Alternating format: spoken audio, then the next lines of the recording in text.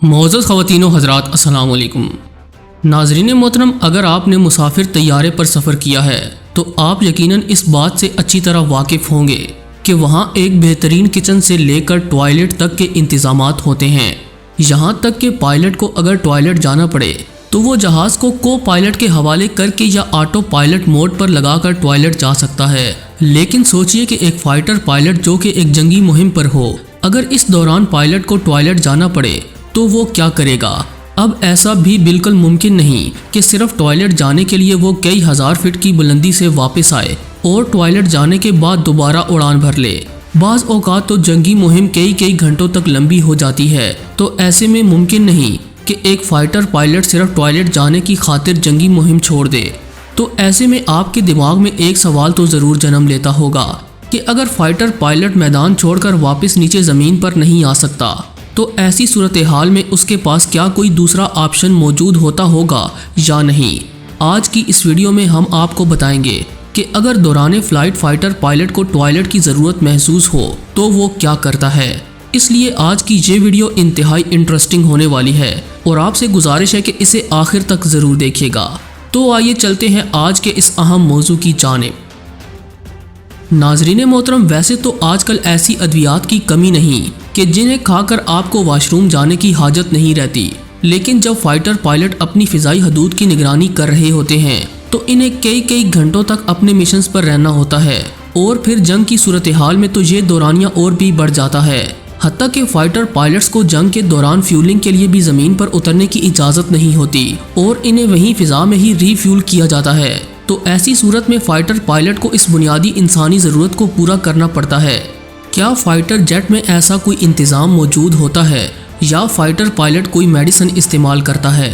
अगर आप फ़ाइटर जहाज़ के कॉकपिट को गौर से देखें तो इसमें मुश्किल से एक पायलट के बैठने की जगह होती है और फ़ाइटर पायलट को जहाज़ उड़ाने से पहले अपने आप को एक ख़ास फ्लाइंग सूट में मलबूस करना होता है।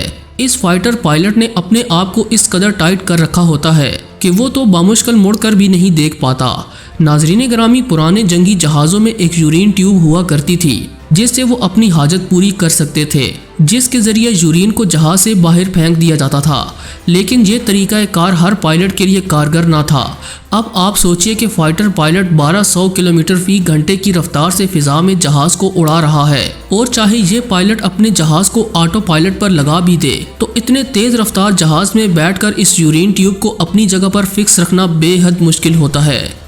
इसी मुश्किल को मद्देनज़र रखते हुए फिर पैनल बैग मुतारिफ करवाए गए। ये एक ख़ास किस्म का सील पैक प्लास्टिक बैग होता है जिसमें मौजूद एक ख़ास पाउडर यूरिन को एक जेल में तब्दील कर देता है।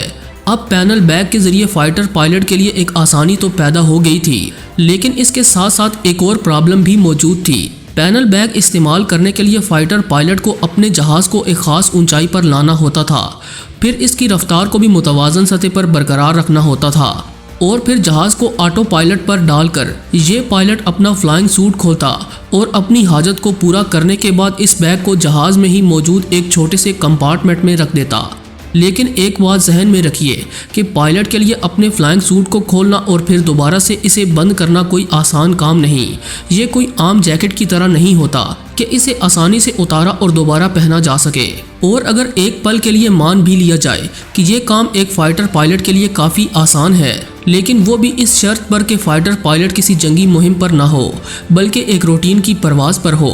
अगर फ़ाइटर पायलट वार मिशन पर है तो वो हरगिज़ अपने जहाज़ को ऑटो पायलट पर नहीं लगा सकता और ना ही ये सब काम करने के लिए किसी फ़ाइटर पायलट को गफलत बरतने की इजाज़त होती है। दोस्तों, इस मसले को कम या हल करने के लिए फ़ाइटर पायलट्स के लिए डाइपर्स और एक ख़ास किस्म की डिवाइस मुतारिफ करवाई गई जिसे EMX-D Max कहा जाता है। इसकी सबसे बड़ी खूबी ये है कि हाजत पूरी करने के लिए पायलट को अपना फ्लाइंग सूट नहीं खोलना पड़ता, यहाँ तक कि पायलट जंग के दौरान भी अपनी हाजत को आसानी से पूरा कर सकता है। इस डिवाइस को पायलट को अपने फ्लाइंग सूट के अंदर पहनना होता है। मेल फाइटर के लिए इस डिवाइस के आखिर पर एक कैप लगा होता है, जबकि फीमेल पायलट के लिए एक पैड लगाया जाता है। फाइटर पायलट AMX-D Max को पहनने के बाद अंडर गारमेंट्स पहन लेते हैं और फिर इसमें लगी हुई ट्यूब को बाहर निकाल लिया जाता है। लेकिन इस डिवाइस को लगाना और इस्तेमाल करना इतना आसान नहीं कि जितना सुनने में आसान लग रहा है। फाइटर पायलट्स को ये अमल पूरी तरह सीखने से पहले इसकी बहुत बार प्रैक्टिस करना पड़ती है। अपने फाइटर जेट में बैठने के बाद पायलट ज़रूरत पड़ने पर AMX-D मैक्स की बाहर वाली ट्यूब को एक और डिवाइस के साथ अटैच करता है, जिसके बाद ये खुदकार डिवाइस कैप या पैड में मौजूद यूरिन को खुद ब खुद साफ कर देती है और इस तरह कैप या पैड में से यूरिन एक दूसरी डिवाइस में आ जाता है, जिसके बाद ये पायलट इस कंट्रोल यूनिट को रोल करने के बाद कभी भी जेब में रख सकते हैं।